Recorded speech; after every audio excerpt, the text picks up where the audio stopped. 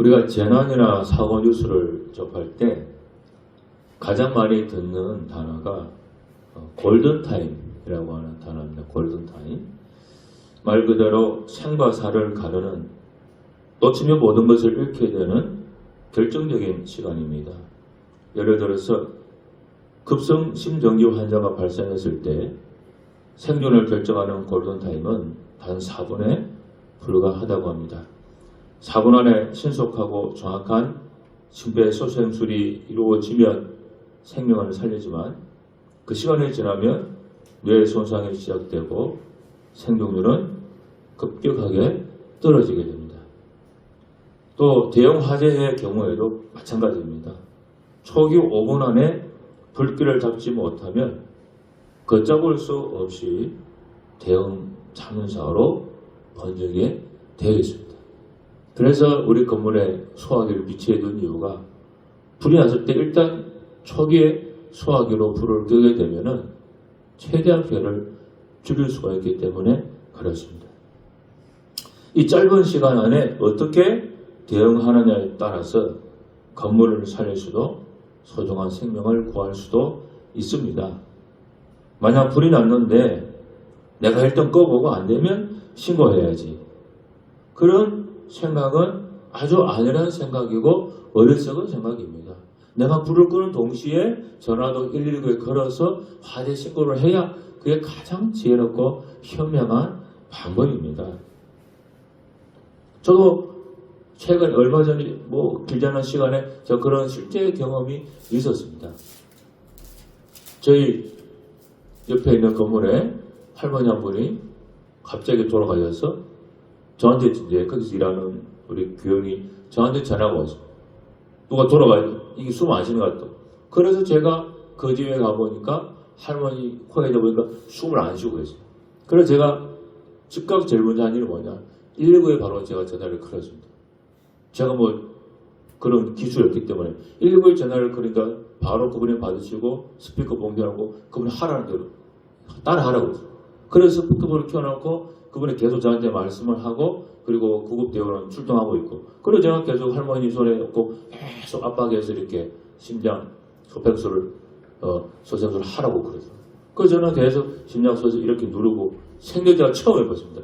하여튼 TV에 본 대로 계속하고 스피커폰에서는 그 119 구급대원이 계속 얘기를 하고, 그렇게 해서 이제 구급대원이 왔습니다. 물론 이 할머니는 이제 돌아가셨습니다만 그런 어떤 우리가 절차가 필요하다는 거예요. 그래서 내가 다 해보고 나중에서야 우리가 전화해서 해보겠다. 그건 안 된다는 거예요. 우리 인생도 마찬가지입니다. 살다 보면요, 예상치 못한 불이 붙습니다. 경제적인 위기라고 하는 화재가 붙죠. 우리 경제에 불이 붙죠. 또 우리 직장, 우리의 불이 붙죠. 실직의 위기 있습니다. 건강에 불이 붙어서 병이 생기기도 하죠. 또 인간관계에 불이 붙어서 관계가 깨어지는 그런 일도 있습니다. 이게 바로 재난이죠. 여러분, 이때 가장 중요한 게 뭡니까? 중요한 게 초동제점입니다. 골든타임, 초동제점. 우리에게 우리 인생의 완벽한 이 초동제처법을 제가 인생의 초동제처법을 제가 소개해 드리려고 하는 거예요.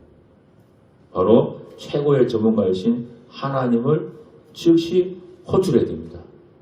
불이 났을 때 119에 바로 즉시 호출하는 것처럼 우리 인생에 어떤 재난이 왔을 때는 즉시 최고의 전문가인 하나님을 호출해야 됩니다. 그게 뭡니까? 기도예요. 기도입니다. 왜 우리는 즉시 하나님을 찾아야 됩니까? 초동대처의 중요성이죠. 인생에 문제가 생겼을 때 사람들 보통 두 가지 반응을 보입니다. 첫째는 당황해서 어쩔 줄 몰라 하면서 그냥 시간 허비하는 사람이 있어요. 어떻게 할지 몰라서 그런 사람 실제로 있습니다. 그리고 두 번째는 많은 경우 그런데 자기 힘으로 해결해 보려고 사방팔방 뛰어다닙니다. 여러분, 성경은 분명하게 말씀해 주고 있습니다. 15절이죠. 환난 날에 나를 부르라. 내가 너를 건지리니 그랬습니다. 나를 부르라. 하나님은 너가 해보고 다 해보고 바닥까지 내려가서 도저히 안 되겠으면 그때 나를 부르라. 그렇게 하지 않았어요. 사고가 났을 때 전문가가 아닌 사람이 사고 현장을 건드리면요, 상황이 더 악화될 수 있습니다. 기계가 고장났을 때 비전문가가 함부로 손대면 어떻게 됩니까? 어쩌다가 우연히 고칠 수도 있겠지만 거의 대부분은 고장이 납니다. 잘 안 됩니다.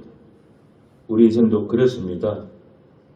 죄로 오염된 우리의 판단력과 빈약한 경험으로 우리 인생의 문제를 해결하려고 들면은 그 문제는 꼬이고 상처는 깊어집니다.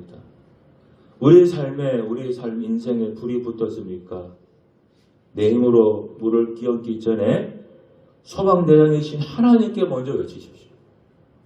기도는 내 능력을 보여주는 시간이 아니라 내 한계를 인정하고 하나님의 능력을 내 삶으로 초청하는 영적 119 신고입니다. 이 초동대처가 빠를수록 우리가 겪게 되는 피해는 최소화됩니다.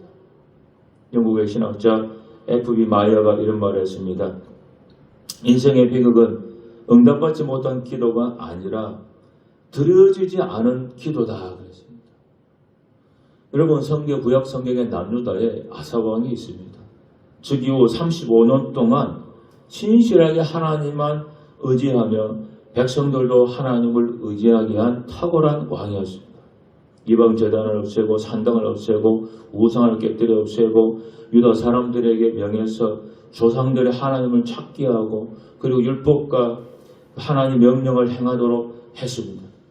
근데 그때에 구스예라고 하는 그 족속에 100만 명의 군사가 쳐들어옵니다. 여기에 맞서는 유다의 군인은 몇 명이냐? 58만 명입니다.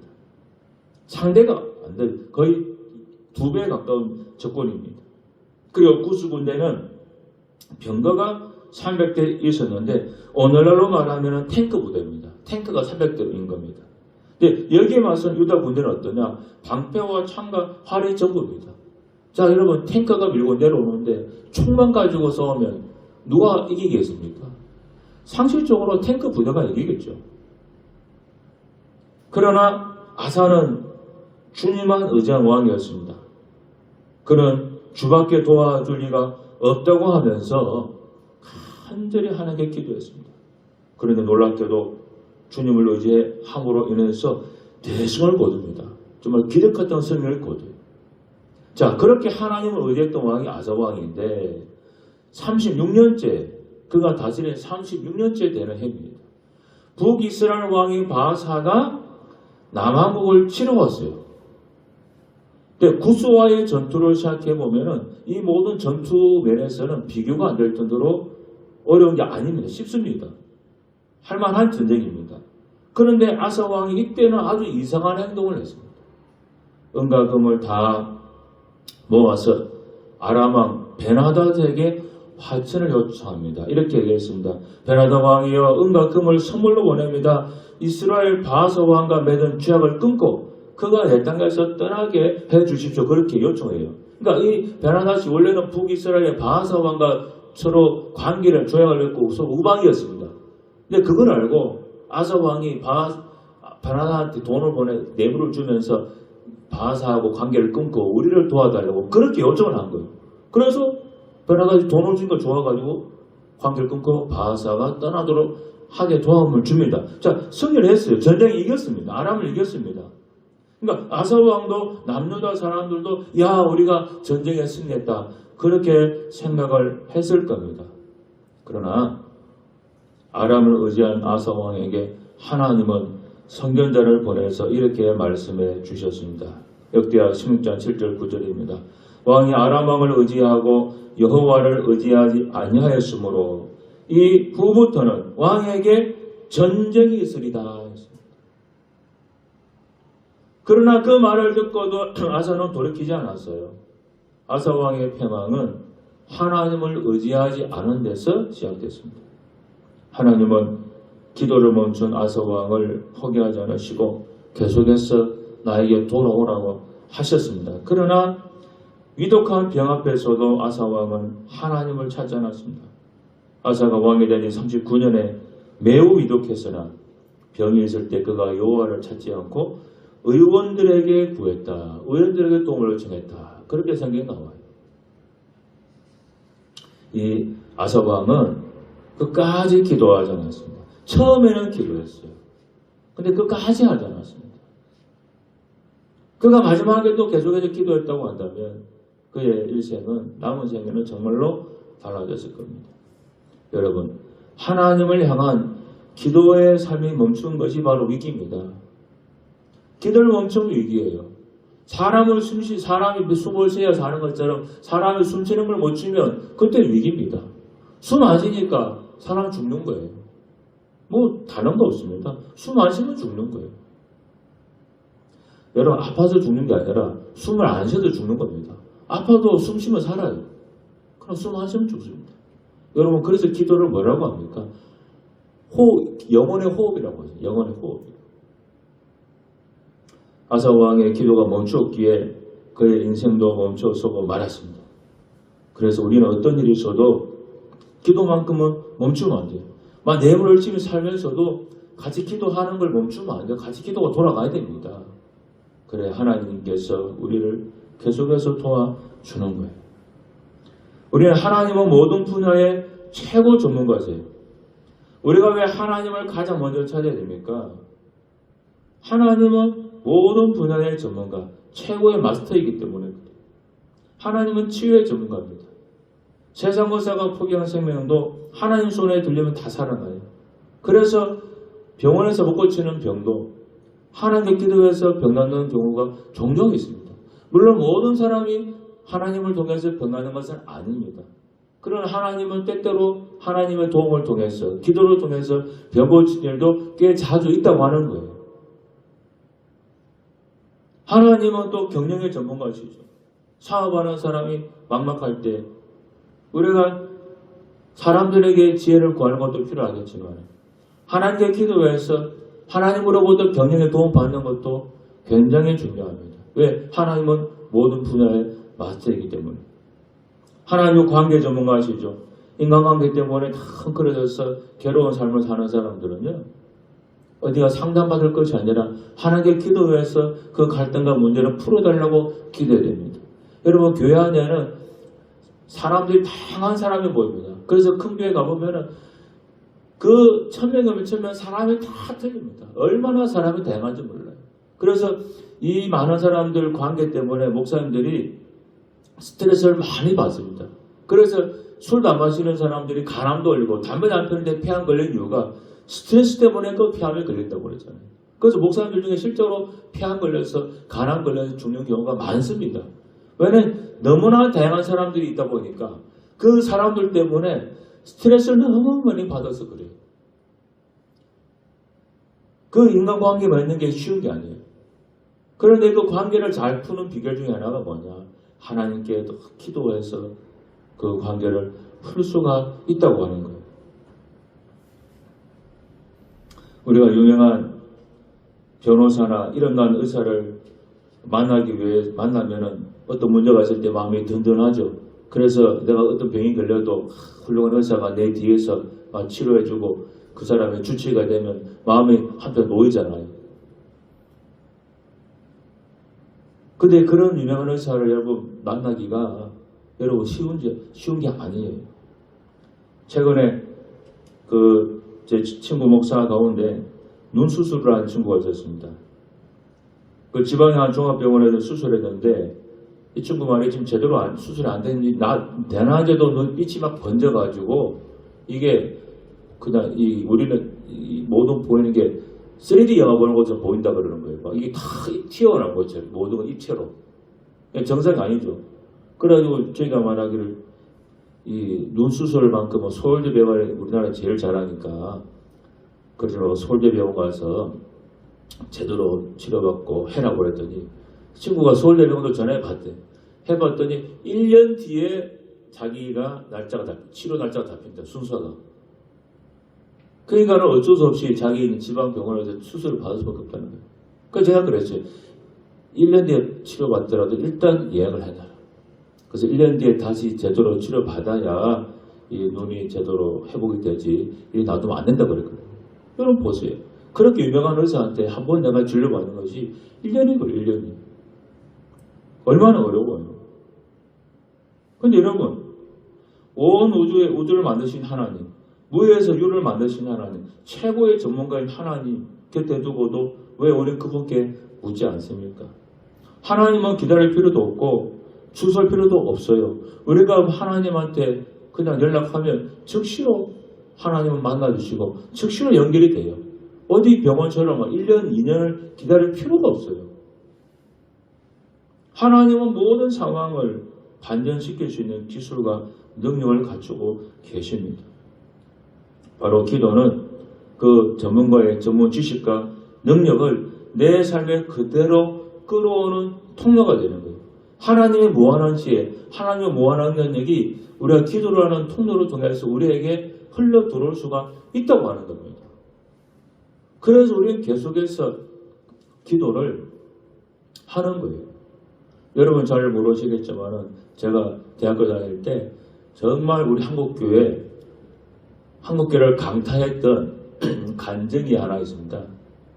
원종수라고 하는 권사라고, 남자 의사입니다. 이번에 서울대 나오고 수석 졸업하고 해가지고 미국 가서 암 전문 의사가 된 분인데, 이 원종수 권사라는 분의 간증이요, 한국교회 크게 한번 이렇게 알려진 적이 있습니다. 그래서 저도 테이프로 그분의 간증을 다 듣고, 아마 저희 세대 분들은 원종수 권사님의 간증을 다 들어서 하는데, 야, 정말 그분의 간증 듣는데 얼마나 참 대단한지 몰라요. 이 원종수 권사라는 분이 학생 때입니다. 초등학교, 중학교, 고등학교 학생 때 공부를 못했어요. 예를 들어 뭐 전교생이 500명이다 그러면 거의 꼴찌인 정도입니다.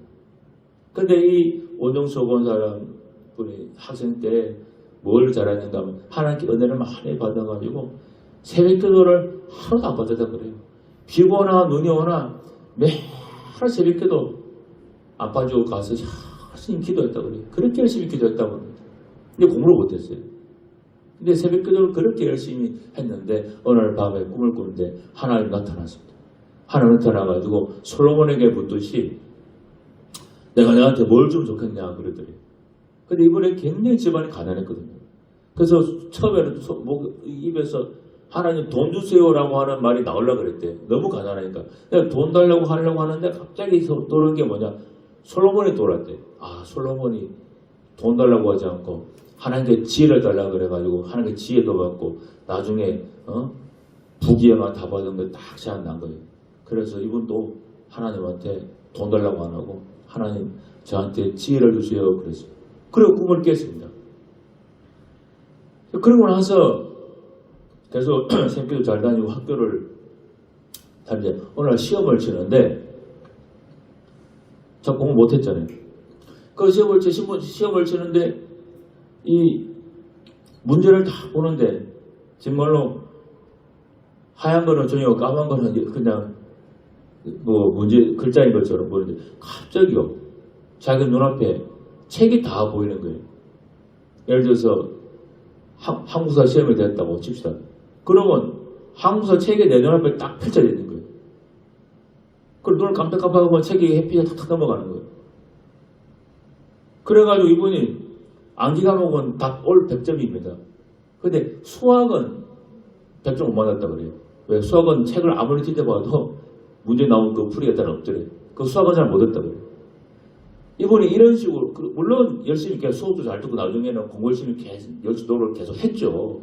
눈에 보인다고 그래가 아무것도 안 한 거 아니죠. 열심히 자기 노력을 했죠. 근데 시험만 치면은 눈앞에 책이 다 보이는 거예요. 그래서 이분이 우리나라에 그 당시 굉장히 제일 유명한 1.5대학교에 수석으로 1등으로 졸업하고 서울대학교 의대 수석 입학, 수석 졸업하는 그런 분이 됐어요. 그래서 미국 가서 전문의사가 그런 분이 있어요. 야, 제가 정말 그 얘기를 했는데 얼마나 참 대단한지. 여러분, 하나님은 그런 능력을 우리에게 주신다는 거예요. 물론 모든 사람에게 그렇게 해주는 건 아니에요. 나에게 맞게 해주시는 거죠. 중요한 사실은 뭐냐? 우리가 하나님께 기도하면 하나님이 가지고 계신 그 능력을, 지혜를, 기술을, 아이디어를 우리한테 흘러보내 주신다고 하는 거예요. 흘러보내 주신다는 거예요. 요즘 뭐 초콜릿 중에 두초크미가 그거 유명하다면서요? 제가 어저께 며칠 전에 기사를 보는데 두초크 만든 그 하루에 뭐 많은 사람이 1억 5천만 원인가 번다던가? 그게 번대요. 근데 사실은 보십시오. 그게 뭐 대단한 초콜릿은 아니잖아요. 그냥 아이디어지 않습니까? 초콜릿에 뭔가를 섞어가지고 만든 아이디어잖아요. 그 아이디어 하나가 그냥 그렇게 사람을 만드는 거예요. 근데 우리 하나님께는 얼마나 무거운 문제나 아이디어가 있겠습니까? 얼마나 많은 기술과 노하우가 있겠습니까? 그래서 우리 계속 이 기도에서 하나님의 그런 능력을 받고 치유를 받으셔야 되는 거예요. 치유를 받으셔야 되는 거예요. 여러분, 기도는 그래서 성공을 위한 가장 확실한 지름길이에요. 어떤 사람들은 기도가 자꾸 시간 낭비라고 생각해요. 그 기도해서 뭐하냐 그래요. 그 시간 아깝다 그래요. 그렇지 않습니다. 도끼날이 묻어졌을 때 무인 도끼로 하루 종일 나무를 이렇게 치는 것보다는 잠시 못 치고 그 날을 가는 것이 훨씬 빠릅니다. 기도는 도끼날을 가는 시간이에요. 기도는 복잡하게 얽힌 실타래를 한 번에 끌어낼 수 있는 하나님의 지혜를 얻는 시간입니다. 최고의 전문가가 개입하시면 여러분 10년 걸려도 못할 일 10분 만에 여러분 끝낼 수 있습니다. 성경의 인물 좀 보세요. 그렇게 어려운 불가능 앞에서도 하나님께 기도하니까 단 1분 1초 만에 그 모든 문제를 풀고 해결하는 것 보세요. 엘리야 시대에 3년 6개월 동안 그렇게 비가 가뭄이면 비가 한 방울도 안 오는데 엘리야가 하나님께 기도하니까 하루 만에 그냥 비가 쏟아지잖아요. 그래서 여러분 기도해야 되는 거예요. 자, 여러분 우리가 절대 지금 늦지 않았습니다. 지금이라도 기도하면요. 남들보다 더 빨리 달려갈 수 있고 남들보다 더 앞설 갈 수 있습니다. 중요한 건 지금 기도하는 거예요. 하나님한테 내 문제, 내가 꼭 필요한 것을 넣고 하나님 이걸 꼭 좀 풀어주십시오. 이걸 꼭 좀 해결해 주십시오. 그렇게 기도해야 됩니다. 여러분 기도는 한나라의 나를 부르라. 이것은 하나님이 해봐라 하는 제안이 아니고 명령이시고 또 반드시 건져주겠다고는 약속입니다. 인생의 골든타임, 문제가 생길 때 그 초동대처 제일 중요합니다. 처음이 중요합니다. 지금이 중요합니다. 너무 시간이 지나면 나중에는 되지 않습니다. 너무 사람이 그 자포자기하고 체념하게 되고 다 손을 놓게 돼요. 지금 바로 기도해야 되고 지금 바로 하나님 손을 잡아야 됩니다. 그래야만 하나님께서 놀랍도록 우리 삶을 새롭게 주실 것입니다. 기도하겠습니다. 하나님 아버지 감사합니다. 정말로 인생에 골든타임이 있습니다. 문제가 생겼을 때, 어려운 일이 생겼을 때, 해결해야 될 문제가 있을 때 바로 그 순간 그 즉시로 하나님께 기도를 해야 됩니다. 그래야만 우리가 문제로 인해서 고통을 받지 않고 이겨낼 수가 있습니다. 하나님, 우리 각자 어려운 문제를 다 끌어안고 있습니다. 어깨에 무거운 짐이 있습니다. 하나님 불쌍히 여겨주시고 이 모든 문제들을 해결하여 주시옵소서. 예수님 이름으로 기도드려옵나이다. 아멘.